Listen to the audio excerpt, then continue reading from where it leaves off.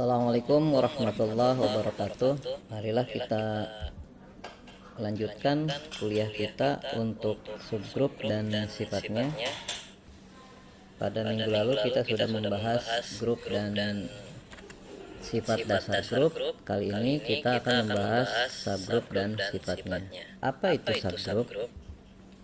Misalkan G suatu grup dan H subhimpunan G. Subhimpunan H disebut subgrup dari G, ditulis seperti ini, seperti itu. Nah, jika H membentuk grup dengan operasi yang sama pada grup G. Istilah lain untuk subgrup ini adalah grup bagian. Seperti di himpunan ada grup, di himpunan bagian ada grup bagian, ya itu referensinya. Nah, ada beberapa yang perlu Anda perhatikan, yaitu karena subgrup juga adalah grup. Nah, notasi pada subgrup sama seperti notasi grup, ya. Itu dia kita tulis sebagai pasangan himpunan dan operasinya. Dalam hal ini berarti pasangan subhimpunan dengan operasinya. Operasi pada subhimpunan ini sama dengan operasi pada himpunan induknya. Nah, yang perlu diperhatikan dari definisi di atas adalah bahwa ketika subhimpunan ini membentuk subgrup, nah operasi di subhimpunan harus sama dengan operasi di grupnya.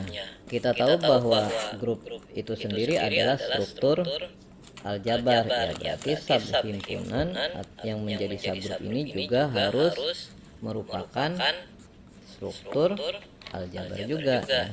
Dan tiga sifat yang tiga syarat yang harus dipenuhi di grup ini harus terpenuhi juga di subhimpunannya yang nantinya akan menjadi subgrup itu. Nah, contohnya adalah ini yang paling sederhana adalah subgrup yang hanya satu anggota saja, yaitu adalah himpunan yang anggotanya hanya identitas. Nah, ini himpunan ini adalah subhimpunan semua grup. Jelas karena setiap grup itu memiliki identitas. Jadi himpunan ini ya subhimpunan semua grup. Berikutnya, karena himpunan ini adalah subhimpunan dari semua grup dan setiap grup itu memiliki hukum asosiatif, ya tentu saja himpunan ini, si himpunan yang isinya identitas ini tentu saja dia memenuhi hukum asosiatif yang diturunkan dari si G-nya itu, ya. Berikutnya, di sini identitas ini dia juga membentuk identitas di himpunan yang ini, ya, himpunan yang hanya satu anggota ini. Jadi dia multifungsi, ya, dia sebagai anggota biasa, dia juga sebagai identitas. Lalu inverse-nya mana? Ya inverse-nya dia juga. Jadi dia merangkap sebagai anggota dan sebagai identitas, lalu juga merangkap sebagai inverse, ya. Nah, itu adalah contoh yang paling sederhana. Berikutnya adalah setiap grup itu adalah subgrup. Mengapa? Karena kita tahu bahwa grup itu adalah himpunan, dan kita tahu waktu di teori himpunan dan setiap himpunan adalah subhimpunan atas dirinya sendiri. Nah, dengan demikian ya, grup di sini adalah subgrup atas dirinya sendiri. Berikutnya adalah himpunan bilangan bulat. Waktu itu mau belanja, saya minta untuk rekening bank yang sama. Nah, itu sellernya langsung infokan, oh Mbak pakai Flip aja. Selama menggunakan Flip, saya sudah menghemat. Himpunan bilangan bulat adalah bagian dari himpunan bilangan real. Ketika kita berikan operasi jumlah, nah himpunan bilangan bulat ini adalah membentuk grup, dan himpunan bilangan real juga adalah grup. Nah, karena semua himpunan bilangan bulat ini adalah himpunan bilangan real, tentu saja dia membentuk subgroup. Berikutnya, himpunan yang isinya ada dua anggotanya, yaitu 1 dan negatif 1. Nah, 1 itu adalah bilangan real, negatif 1 juga bilangan real. Dengan kata lain, semua anggota ini yaitu negatif 1 dan 1 ini adalah anggota himpunan bilangan real selain 1 ini. Nah, ketika himpunan yang ini kita berikan operasi kali, ini himpunan yang anggotanya 2 ini akan membentuk struktur, artinya operasi kali terdefinisi dengan baik pada himpunan ini. Coba Anda perhatikan, 1 dikali negatif 1, hasilnya unik kan, yaitu negatif 1. 1 dikali 1, nih kita buat tabel kalinya nih. Untuk 1 kali untuk 1 ya, untuk ini kali untuk 1 dan negatif 1. 1 negatif 1. Nah, Anda perhatikan nih di tabel ini.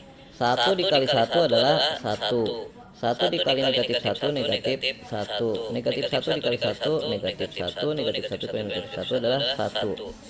Anda perhatikan, apakah hasil kali ini ada yang rangkap hasilnya? Tidak ya, karena ini setiap selnya hanya ada satu, hasil ya, tidak rangkap. Di sini ada 1 buah, di sini juga ada 1 buah negatif 1, di sini ada 1 buah negatif 1, ini ada 1 buah adalah 1. Dengan demikian hasilnya unik. Ya, ini memenuhi syarat pertama dari operasi. Jadi satu syarat terpenuhi. Lalu berikutnya adalah, nah, ketika Anda mengalihkan baik 1 ataupun negatif 1 dengan 1 dan negatif 1 ini hasilnya masih 1 dan negatif 1, tidak keluar dari 1 dan negatif 1, dan ini adalah tertutup, artinya masih berada di himpunan yang anggotanya 1 dan negatif 1. Jadi dua syarat operasi terpenuhi. Artinya bahwa himpunan ini tertutup terhadap operasi kali ya. Jadi himpunan yang isinya negatif 1 dan 1 ini terdefinisi ya dengan baik operasi kalinya. Syarat berikutnya yaitu adalah apa? Tadi bahwa operasi kali ini terdefinisi dengan baik pada himpunan yang anggotanya negatif 1 dan 1. Setelah operasinya terdefinisi dengan baik di himpunan ini, syarat berikutnya adalah syarat sub himpunannya. Kita tahu bahwa 1 dan negatif 1 adalah bilangan real, artinya semua anggota himpunan ini adalah anggota himpunan yang ini ya, jelas ya. Jadi dia subhimpunan, itu artinya bahwa kita tahu bahwa himpunan negatif 1 dan 1 ini adalah subhimpunan dari R ya, tanpa 0. Lalu syarat berikutnya adalah asosiatif. Karena real ini, himpunan bilangan real ini adalah asosiatif terhadap kali, dan himpunan yang kiri ini adalah semuanya adalah anggota himpunan ini ya. Dengan kata lain, himpunan yang dua anggota ini juga bersifat asosiatif. Kalau Anda belum yakin, coba Anda kalikan aja negatif 1 dengan 1 dengan 1 lagi, atau dengan negatif 1, terus Anda pertukarkan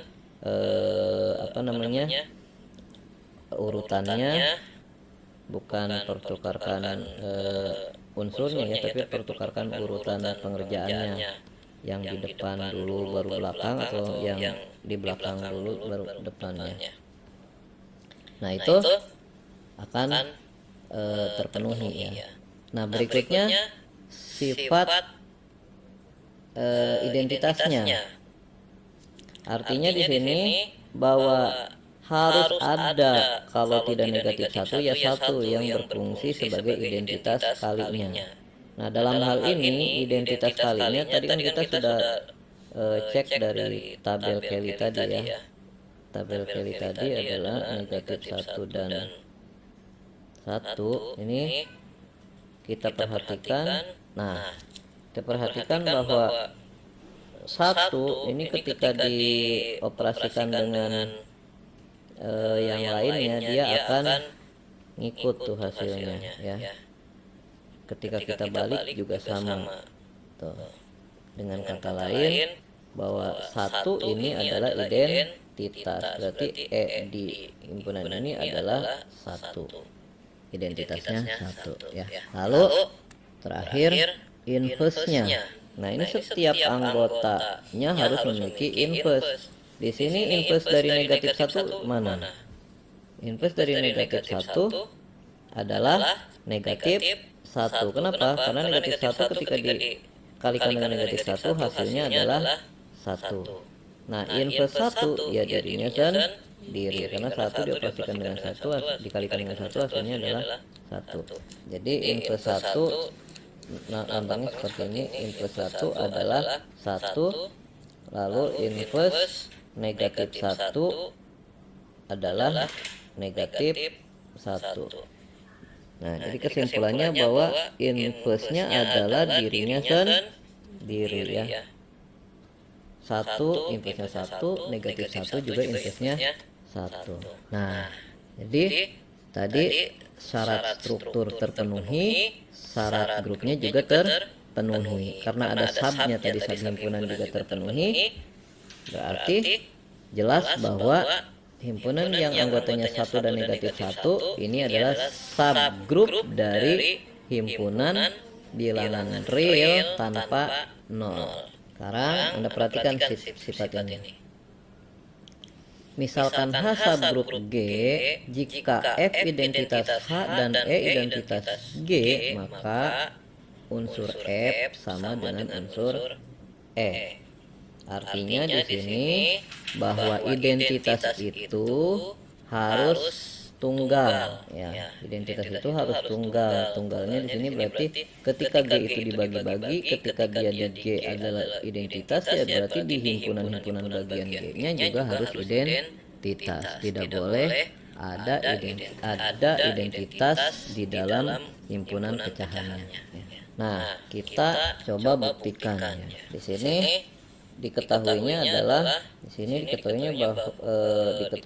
adalah identitas H itu sama dengan F. Lalu identitas G adalah E. G dan H-nya adalah grup. G dan H grup. Lebih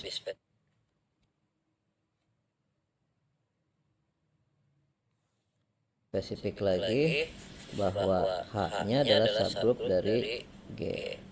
H subgrup dari G. Akan kita tunjukkan bahwa si F sama dengan E. Nah, sini kita buktikan karena F adalah identitas H, maka di sini kita punya ya, karena si F adalah identitas H, maka kita punya F dioperasikan dengan A sama dengan A dioperasikan dengan F untuk semua A anggota dari H. Nah, karena E adalah identitas G, maka kita punya E. B sama dengan B E untuk setiap B-nya anggota dari G. Nah, sekarang dari sini kita punya apa? Di sini B itu anggota G. Berarti B bisa juga ada di H. Karena H adalah, kita tahu bahwa H adalah subhimpunan dari G. Ketika kita ngambil sembarang anggota G, berarti ada kemungkinan juga di H ya. Ketika kita ambil B yang ada di H, nah, kita tahu bahwa F itu adalah anggota H.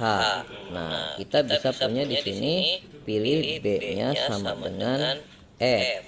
Maka kita punya di sini F sama dengan FE sama dengan E.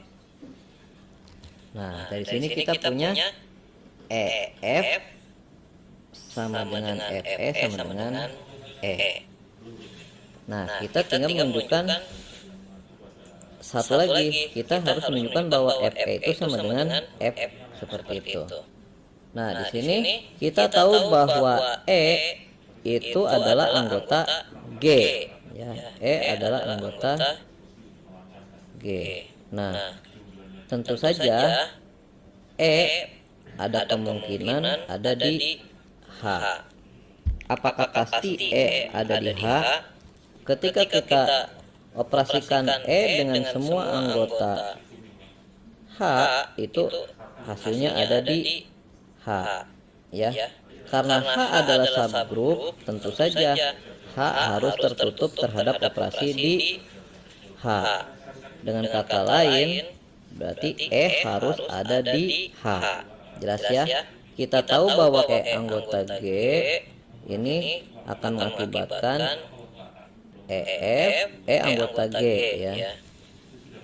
E anggota G otomatis E ini bisa kita operasikan dengan anggota G secara umum ataupun anggota G yang ada di H. Katakanlah kita ingin mengoperasikan E ini dengan F. Nah, di sini kita punya di sini E di sini kan berarti anggota dari apa nih? E di sini kan berarti anggota dari G, ya kan? E anggota dari G. Padahal di sini F adalah anggota dari H. Kenapa? Karena E dioperasikan dengan F itu anggota dari E. Nah, E dengan F sama dengan E. Di sini kita ini kurang tanda sama dengan satu lagi nih. Yang ini adalah sama dengan B, ya. Yang ini sama dengan A. Nah, di sini ini harusnya sama dengan, berarti EF sama dengan FE sama dengan F, ya. Ini harus sama dengan F, ya. Ini sama dengan karena B-nya bukan dengan F, ya, sama dengan F. Nah, kita tahu bahwa F itu adalah anggota dari H, ya kan? F anggota dari H. Nah, karena F anggota dari H dan FE sama dengan F, maka E anggota dari H. Nah, sekarang E anggota dari H. Karena E anggota dari H, kita punya FA sama dengan yang ini nih. FA sama dengan AF sama dengan A. Nah, kita ganti A-nya dengan E sehingga kita punya, dari sini kita punya apa? Maka kita punya F E sama dengan E. F sama dengan A-nya kita ganti dengan E tadi, sama dengan E. Nah, jadi kita punya dua nih. EF sama dengan FE sama dengan F, dan FE sama dengan EF sama dengan E. Nah, dari sini EF sama dengan FE sama dengan F, lalu yang ini kita punya FE sama dengan EF sama dengan E. Nah, di sini dari yang satu ini I dan yang ini II, kita peroleh bahwa F sama dengan yang ini FE, yang ini FE nya sama dengan EF sama dengan E. Jadi dari sini dapat kita simpulkan bahwa F sama dengan E. Ya. Jelas ya? Untuk yang A, bahwa terbukti F sama dengan E.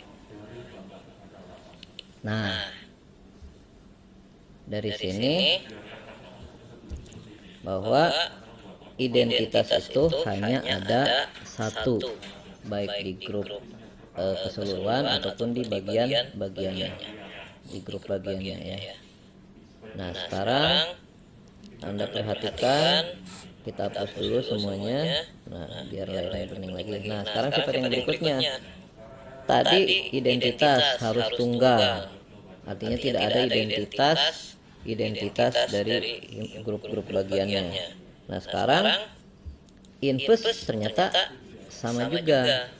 Ketika kita mengambil anggota grup dan anggota grup itu punya input, dan ternyata anggota grup itu ada di subgrup dari grup tadi, maka inputnya harus yang sama ya, inputnya sama dengan input di grup asalnya tadi. Jadi dia tidak boleh punya dua input ya, dimanapun dia berada di dalam grup yang sama ya, berarti dia inputnya harus tetap sama, seperti itu. Nah, coba kita buktikan ya, kita buktikan sifat ini diketahuinya apa? Ini yang B ini diketahuinya bahwa G adalah grup dan H adalah subgrup dari G.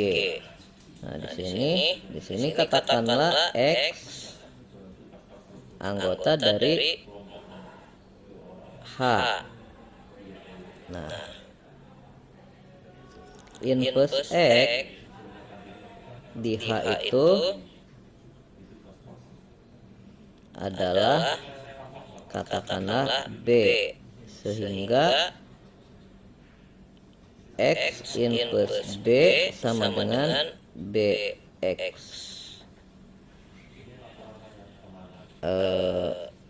Sehingga XB sama dengan BX sama dengan XB sama dengan E. Lalu katakanlah si X input ini ada selain B, katakanlah adalah X input itu sendiri, sehingga X katakanlah ada X di G, X impulsnya di G, katakanlah A. Nah, sehingga X A sama dengan A X sama dengan E. Nah, akan kita tunjukkan bahwa A sama dengan B. Jadi si input X ini di H dia B, di G dia A. Nah, akan kita tunjukkan bahwa A sama dengan B ya. Nah, sini buktinya, bukti. Nah, coba Anda perhatikan masing-masing karakter ini. Di sini XB sama dengan BX sama dengan E. Lalu di sini XA sama dengan AX sama dengan E. Nah, A dan B ini sama-sama anggota dari G, sementara si B ini adalah anggota dari H. Tapi si B juga anggota dari G ya. Nah, di sini kita ingin menunjukkan bahwa A sama dengan B, ya berarti kita mulai bisa dari A, bisa juga dari B, ya. Ketika kita mulai dari A, berarti kita punya persamaan di sini XA sama dengan AX sama dengan E. Nah, berarti di sini kita bisa mengeluarkan si X ini sehingga A menjadi subjek, ya. Berarti di sini kita punya nih untuk yang ini XA sama dengan E. XA sama dengan E itu berarti kita punya di sini yang ini berarti kita punya X yang kita di sebelah sini aja, ya. Itu udah penuh. Nah, kita buat sini aja yang ini. Nih, kita ambil yang ini nih. XA sama dengan E. Anda boleh sih yang mana aja. Sama yang ini XB. Nah, kita yang ini dulu XA sama dengan E. Yang ini kita punya apa? Di sini kita punya bahwa A sama dengan apa nih? X inverse dari E. Atau Anda di sini punya sama-sama punya E nih. E ini bisa menjembatani nih. Dari sini berarti XA sama dengan XB, ya. Mau pakai cara itu juga bisa sih. Nah, Anda manfaatkan yang itu juga nggak apa-apa, manfaatkan E sebagai jembatan. Di sini Anda punya XA sama dengan E. Lalu di sini Anda punya E sama dengan XB, ya kan, atau BX, ya kan. Nah, kita pakainya yang XB. E sama dengan XB. Nah, di sini kita jadi punya apa nih? Di sini kita jadi punya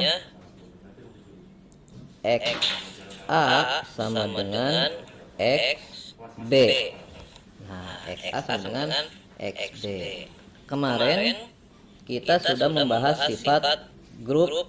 Salah satunya adalah bahwa setiap grup memenuhi hukum pembatalan.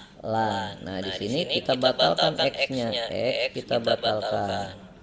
Nah, di sini berarti kita punya apa? Berarti kita punya A sama dengan B. Jadi terbukti, artinya inverse-nya itu baik di grup atau di subgrupnya sama, baik di H ataupun di G sama. Berarti di sini X di H sama dengan B. Berarti ini X di G juga harus B. Kenapa? Karena A dan B-nya sama. Nah, jelas ya. Jadi terbukti. Nah, itu tadi sifat yang B-nya. Sekarang kita masuk ke sifat 2. Coba Anda perhatikan. Himpunan H subgrup G jika dan hanya jika pertama H tidak hampa. Yang kedua, setiap kita mengambil sembarang dua anggota di H, katakanlah unsur X dan Y, maka hasil operasi kedua unsur tersebut harus berada di H juga, ya. Ini tertutupnya, ya. Lalu terakhir, setiap kita mengambil anggota H, inverse-nya juga harus berada di H. Jadi kita sudah tahu bahwa sifat syarat subgroup itu tadi di awal harus memenuhi syarat struktur aljabar dan syarat grup, ditambah satu lagi subhimpunan. Berarti harus ada berapa? Ada 6 syarat. Nah, dengan sifat 2 ini kita cukup menunjukkan 3 syarat saja. Jadi sifat 2 ini adalah untuk menyederhanakan definisi dari subgroup. Jadi ketika kita menunjukkan subgroup, kita tidak harus menggunakan definisi, cukup dengan sifat ini. Nah, namun Agar sifat ini bisa kita gunakan, kita harus menunjukkan bahwa pernyataan sifat ini ekivalen secara logis dengan definisi subgroup, agar kita nanti ke depannya cukup menggunakan sifat ini saja ya. Oh, nah ini belum dibuktikan, berarti kita buktikan ya. Di sini karena ini pernyataannya adalah diimplikasi jika dan hanya jika, berarti kita membuktikannya dua arah. Nah, berarti ke kiri dan ke kanan. Kalau di sini berarti dari atas ke bawah dan dari bawah ke atas ya. Nah, berarti sini diketahuinya apa? Ini berarti pertama diketahui. Kita mau yang ke kanan dulu ya. Kita ke kanan dulu. Diketahuinya adalah kalau ke kanan berarti H subgroup. H subgroup dari G. G-nya adalah grup. Nah, akan kita tunjukkan bahwa pertama H tidak hampa. Terus keduanya akan kita tunjukkan bahwa yang inilah, ini semuanya kita tunjukkan ya, kita pindahkan ke sini. Nah, ya, Anda lengkapi sendiri, ini sama seperti ini.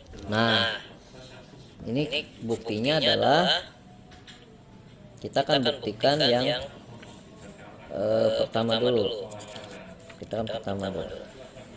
Karena diketahui H adalah subgroup dan kita tahu bahwa subgroup itu adalah grup dan grup itu adalah struktur dan struktur itu tidak boleh hampa. Jadi terbukti berdasarkan tadi karena tadi H adalah subgrup dari G,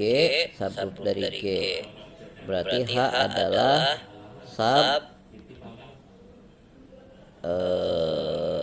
struktur. H substruktur berarti di sini si H itu adalah tidak hampa. Nah, syarat yang keduanya itu kenapa? Karena H adalah subgroup, sama seperti ini juga, karena H subgroup dari G, maka si H adalah dilengkapi operasi atau H adalah struktur. Nah, ini artinya bahwa substruktur atau struktur ya. Karena struktur ya berarti dia dilengkapi operasi, dan karena dia dilengkapi operasi berarti dia harus memenuhi dua syarat. Syarat yang pertama hasil operasinya unik, dan syarat yang kedua tertutup. Nah, jadi XY-nya ini anggota dari H untuk setiap X dan Y anggota dari H ya, seperti itu. Nah, yang ketiga ini diturunkan dari syarat karena H subgroup dari G, tentu saja berarti si H adalah grup. Karena si H adalah grup, ya tentu saja H memenuhi 3 syarat. Ya, syarat yang ketiganya setiap anggotanya memiliki inverse. Terbukti. Ini berarti ada inverse anggota dari H untuk setiap X anggota dari H, seperti itu ya. Ini ada di syarat yang ketiga. Nah, sekarang yang sebaliknya, ini kan dari sini membuktikan yang tiga ini. Sekarang kita ingin membuktikan kebalikannya. Kita punyanya sekarang membuktikan kebalikannya. Diketahuinya yang tiga ini yang diketahui. Ini yang diketahui, yang kita akan buktikan adalah yang ini. Kita menunjukkan bahwa H adalah subgroup, ini yang kita buktikan, akan kita tunjukkan ya. Ini akan kita tunjukkan. Nah, ini akan kita tunjukkan. Nah, berarti kita ingin menunjukkan subgroup. Untuk menunjukkan subgroup berarti kita harus menunjukkan, untuk menunjukkan H subgroup G berarti kita harus menunjukkan bahwa H adalah grup. Akan kita tunjukkan bahwa H adalah grup ya. Kita harus menunjukkan bahwa si H, kita harus menunjukkan, nanti akan kita tunjukkan bahwa si H adalah grup. Nah, untuk menunjukkan H adalah grup berarti kita harus menunjukkan 6 syarat tadi berdasarkan definisinya.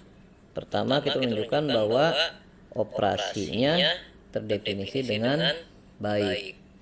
Untuk operasi terdefinisi dengan baik ya berarti kita harus menunjukkan 2 syarat tadi. Pertama, hasil operasinya unik, operasi unik. Yang kedua, operasinya tertutup, ya kan? Lalu harus menunjukkan apa lagi? Sifat asosiatifnya. Bahwa kita harus menunjukkan bahwa si H ini memenuhi sifat asosiatif. Lalu kita menunjukkan juga bahwa ada identitasnya di H ya. Lalu kita juga menunjukkan apa?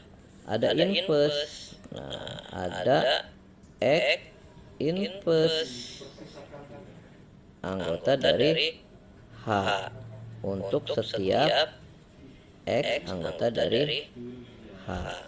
Nah, Anda perhatikan syarat tertutup terjawab oleh poin yang I karena diketahui, ya kan? Lalu hasil operasinya unik, ini masih belum terlihat ya. Sifat asosiatif tidak diketahui, berarti ini yang belum, berarti ini harus kita tunjukkan. Lalu identitas ini juga harus kita tunjukkan. Nah, yang ini juga diketahui di sini. Nah, ya kan? Nah, tidak hampa nanti kaitannya dengan, karena ini kita untuk menunjukkan ada identitas apa kan, kita berarti dijaminnya oleh ini karena hanya tidak hampa ya, berarti kita bisa menunjukkan adanya ini. Nah, untuk sifat asosiatif karena kita punya info di sini H-nya adalah sub misalkan subhimpunan. Nah, karena kita ada info subhimpunan. Di sini ada kata kunci subhimpunan. Kata kunci subhimpunan ini kita gunakan untuk menunjukkan sifat asosiatif.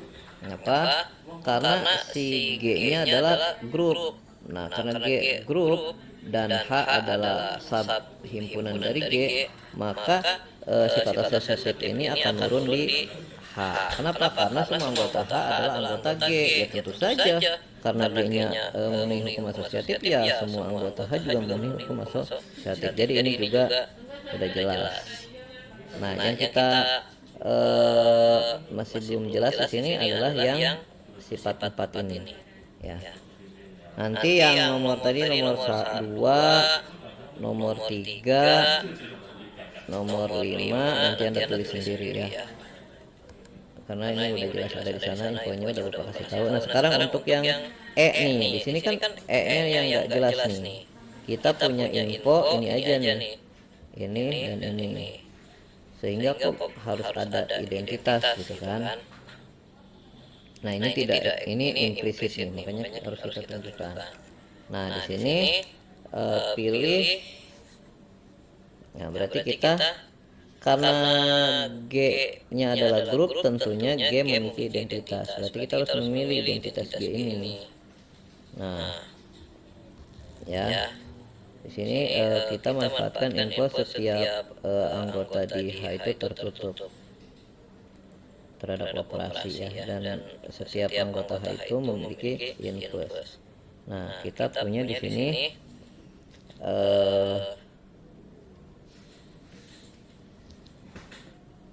kita ambil adanya identitas, berarti E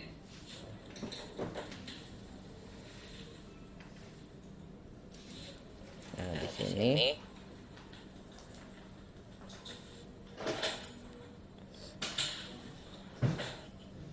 ambil, kita pilih ya, pilih E anggota dari G. Nah, kita ingin menunjukkan bahwa di H juga ada identitasnya. Ya, di sini jaminannya H tidak hampa. Karena H tidak hampa ya berarti dia harus ada anggotanya. Katakanlah di sini XY. Nah, ketika kita memilih si XY anggota H, ini kita bisa setting X-nya adalah input Y, kita pilih E adalah anggota G, dan X ini kalau kita pilih X nih, X kita pilih,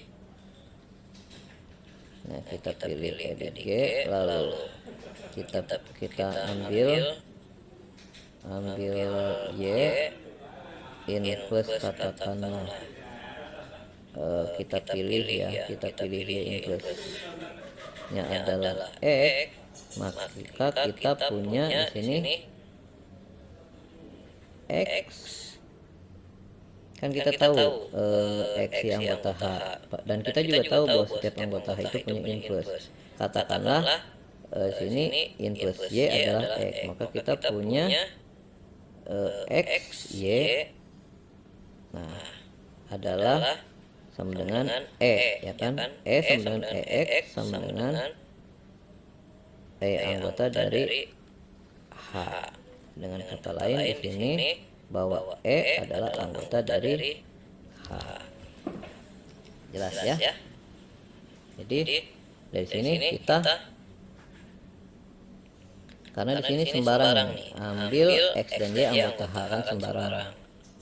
Nah, karena X dan Y sembarang, kita bisa memilih X-nya yang adalah input dari salah satunya, ya seperti itu. Jadi di sini terbukti bahwa si H ini memiliki identitas. Jadi di sini kesimpulannya bahwa E adalah identitas dari H. Nah, oke, jelas ya. Nah, ini sifat 2. Sifat berikutnya, nah ini lebih sederhana lagi. Misalkan H subgrup G, misalkan H adalah subhimpunan dari G. Subhimpunan H ini akan membentuk subgrup G jika dan hanya jika subhimpunan H ini tidak hampa. Dan setiap kita mengambil dua anggota di H, katakanlah unsur X dan Y, ini ketika kita operasikan X dengan input Y, itu berada di H. Nah, ini sifat ini lebih sederhana lagi dari sifat 2 tadi. Nah, ini pun cara membuktikannya sama dengan yang tadi. Karena ini pernyataannya adalah diimplikasi, jadi Anda harus membuktikan dua arah tadi, ke kiri dan ke kanan. Nah, seperti itu ya. Dan ini dua sifat ini nanti akan kita pakai untuk mengecek apakah himpunan yang diklaim atau apakah ada himpunan yang strukturnya belum diketahui, apakah himpunan itu membentuk subgroup atau membentuk grup dari grup yang lebih besar lagi. Kita bisa menggunakan sifat ini ya. Mungkin itu yang bisa Bapak sampaikan untuk sifat subgroup. Nah, berikutnya kita masuk ke orde grup dan anggota grup. Nah, sebelum kita masuk ke orde grup, nah, Anda harus tahu dulu apa itu kardinalitas himpunan ya. Karena nanti di sini kita akan mendefinisikan orde grup itu berdasarkan kardinalitasnya ya. Jadi nanti orde grup ini kita tulis sebagai kardinal G atau OG. Ini adalah banyaknya anggota himpunan G atau ya kardinal dari himpunan G itu sendiri ya. Suatu grup disebut hingga jika ordenya hingga. Sebaliknya grup disebut tak hingga ketika ordenya tak hingga. Jadi hingga atau tidaknya suatu grup dilihat dari ordenya. Nah, Anda perhatikan di sini ada grup bilangan bulat modulo 6 dan grup bilangan bulat. Untuk grup bilangan bulat modulo 6 ini ordenya 6. Kenapa? Karena grup bilangan bulat modulo 6 ini anggotanya ada 6 buah. Sementara grup bilangan bulat ini anggotanya tak berhingga sehingga ordenya tak berhingga. Z6 ini ini tidak ada. Z6 ini anggotanya coba kita daftarin ya. Z6 itu anggotanya adalah Z6 isinya 0 1 2 3 4 5. Nah, jadi ada berapa? 1 2 3 4 5 6 ya, ada 2. Yang paling gampang itu adalah Z12. Karena Z12 itu adalah sistem bilangan jam. Anda perhatikan jarum jam itu angka di bilangan, angka di jam dinding itu semuanya ada 12. Nah, itu orde dari grup bilangan jam. Berikutnya kita perhatikan sifat tabel Kelly ini. Di pada tabel Kelly itu ada baris atau kolom yang merupakan salinan dari baris atau kolom penunjuk. Lalu setiap baris atau kolom tidak boleh memuat suatu unsur lebih dari sekali. Nah, unsur identitas harus muncul secara simetris terhadap diagonal utama tabel. Nah, Anda perhatikan di sini tabelnya. Nah, di sini tadi ada baris penunjuk dan kolom penunjuk. Ini adalah penunjuk. Ya. Lalu sifat keduanya tadi apa? Ada baris ya.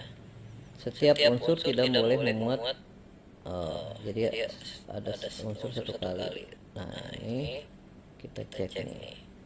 Setiap unsur hanya termuat sekali. Nih Anda perhatikan ini kan 0 nih. Ini 0 sekali, 1 sekali, 2 sekali pada baris yang sama, ya kan? Ini 1 sekali, 2 sekali, 0 sekali. Ini tidak ada yang berulang. Baik secara horizontal ataupun secara vertikal ke bawah, ini semuanya muncul satu kali, tidak ada yang diulang. 0 muncul di bagian pertama, 1 di bagian kedua, 2 di bagian kedua, 2 di bagian ketiga. Tidak ada yang berulang. Dikurang ini ya, ini jangan diikutkan. Kalau dengan ini iya. Nah, ini enggak diikutkan karena ini kolom penunjuk. Kita perhatikannya yang di dalamnya saja. Ya, ini serba satu kali. Dan terakhir apa tadi? Yang terakhir itu adalah Identitas muncul secara simetris terhadap diagonal utama. Nih diagonal utama ini. Nah, Anda perhatikan 0 ini simetris karena dia berada di diagonal utamanya. Ini 0 yang ini 0 juga nih tuh, simetris ya. Seperti itu. Jadi dia simetris terhadap diagonal utama. Ini diagonalnya. Nah, itu diagonalnya. Oke.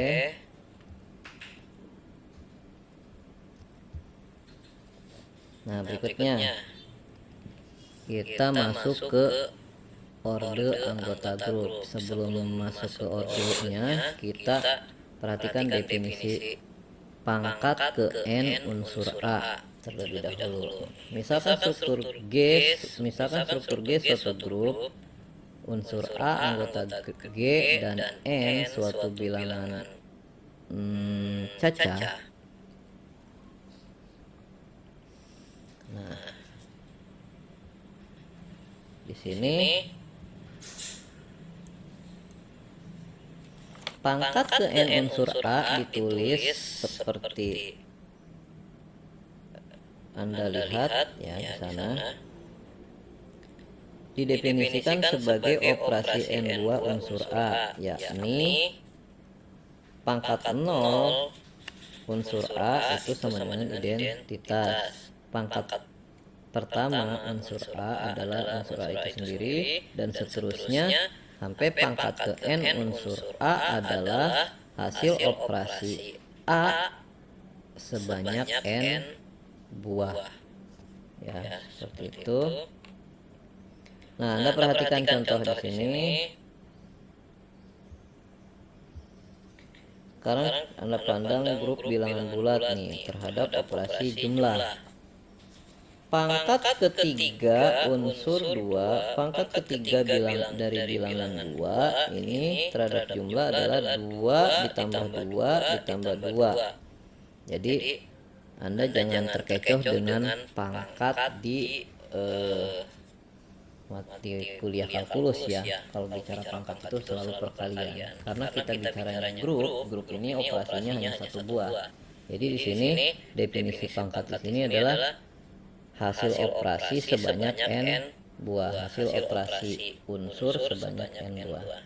Nah, di sini pangkat ketiga dari unsur 2 ini berarti 2 ditambah 2 tambah 2. Ya, Anda punya 2 sebanyak 3 kali, punya 2 sebanyak 3 kali adalah 6 ya.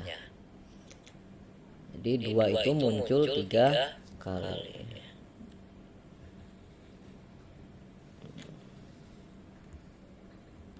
Berikutnya, nah Anda perhatikan ini.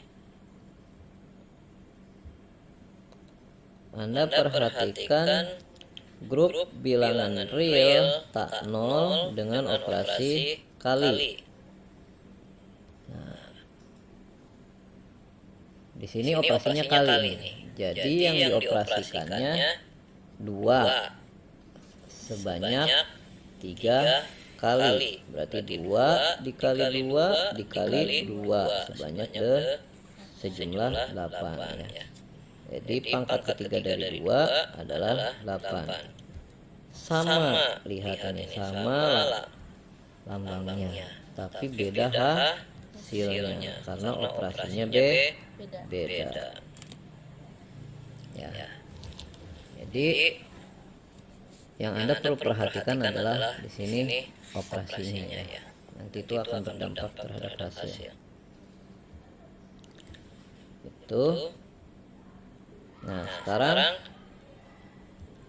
definisi pangkat ke n untuk inverse A. Jadi nanti Anda akan melipatkan inverse A sebanyak n kali. Nah, misalkan G struktur grup dan unsur A anggota G dan n suatu bilangan caca.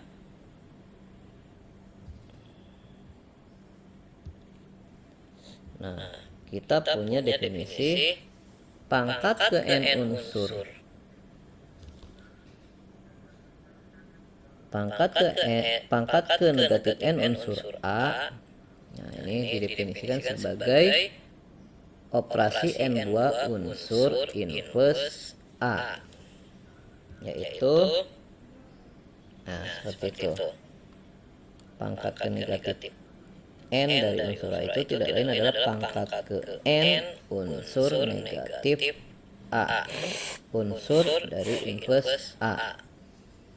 Nah, ini contohnya kita punya grup bilangan bulat dengan operasi jumlah yang masih yang sama contohnya. Jadi di sini pangkat ke negatif 3 dari bilangan 2 ini tidak lain adalah pangkat ketiga dari negatif 2. Pangkat ketiga dari negatif 2 ya berarti kita punya negatif 2 sebanyak 3 kali. 2, 2, 2. 3 kali ya dari negatif 2, sehingga kita peroleh adalah negatif 6. Lalu contoh berikutnya adalah Anda perhatikan grup bilangan real tak 0 dengan operasi grup bilangan real tak 0 dengan operasi kali. Ya, ada operasi kali. Ini tidak lain adalah ketika kita diminta menghitung pangkat ke negatif 3 dari unsur 2 dari bilangan 2, ini tidak lain adalah pangkat ketiga dari inverse 2. Nah, inverse 2 itu adalah setengah. Berarti kita punya 3 buah, setengahnya 1, 2, 3 sama dengan 1/8. Perhatikan di sini sama ya yang dimintanya, tapi hasilnya berbeda. Kenapa? Karena operasinya beda. Seperti itu ya. Jadi operasi sangat menentukan. Kebetulan ketika Anda kuliah di kalkulus, ya Anda ada operasi lebih dari 1 buah, dan di sana sudah disepakati ketika operasi pangkat itu ya untuk perkalian. Dan sementara untuk di grup itu ini sesuai dengan operasinya ya. Nah, sekarang perhatikan definisi orde anggota grup. Misalkan G suatu grup, unsur A anggota G dan N bilangan asli terkecil. Bilangan asli terkecil N disebut orde unsur A atau ditulis atau kita tulis sebagai seperti ini, orde A jika memenuhi pangkat ke N unsur A sama dengan identitas. Jika tidak ada N yang memenuhi, orde A disebut tak hingga. Ya. Nah, contohnya Anda perhatikan nih grup bilangan bulat modulo 6 dengan operasi jumlah. Kita misalkan diminta menentukan orde 2 pada Z6, ya kita pangkatkan aja dari 1 dan seterusnya ya. Nah, kita pangkatkan 1 dari 2 ini sama dengan 2, pangkat kedua dari 2 4, pangkat ketiga dari 2 ketemu 0. Nah, pangkat keempat terulang lagi 2, pangkat kelima terulang, terus itu akan membentuk looping. Ini sebenarnya ini harus kita cari terus ini harus dicari terus dan seterusnya sebenarnya. Tapi karena hasilnya sama ya, karena hasilnya sama, jadi ya sudah kita pastikan dan seterusnya itu pasti ketemunya yang tertinggi adalah 240. Nah, Yang Anda perhatikan adalah tadi dari definisi bahwa orde itu adalah pangkat terkecil yang menyebabkan nol, pangkat terkecil. Walaupun ada nol lain yaitu kata 6, 9, 12 itu juga akan menyebabkan nol juga, tapi karena terkecilnya adalah 3 yang menyebabkan nol, sehingga di sini orde 2 adalah 3. Seperti itu. Karena nanti Anda ketika ini 2 pangkat 4, terus 2 pangkat 5, 2 pangkat 6, ini akan berulang ini. 2 pangkat 4 berapa? Kan sama aja dengan 2 kali 4 kan 8. 8 itu ya 2. Terus 5. 2 pangkat 5 ya 4. 2 pangkat 6 ya 0.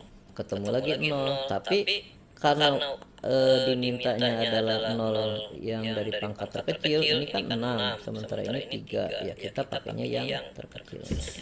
Seperti itu ya. Jelas ya. Jadi orde itu harus yang terkecilnya.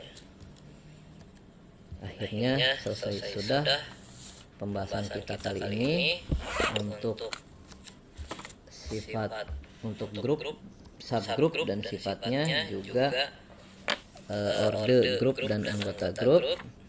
Bagi yang belum jelas silahkan dipelajari kembali, diulang-ulang apa yang sudah Bapak jelaskan tadi, dan jika masih belum jelas juga silahkan Anda berikan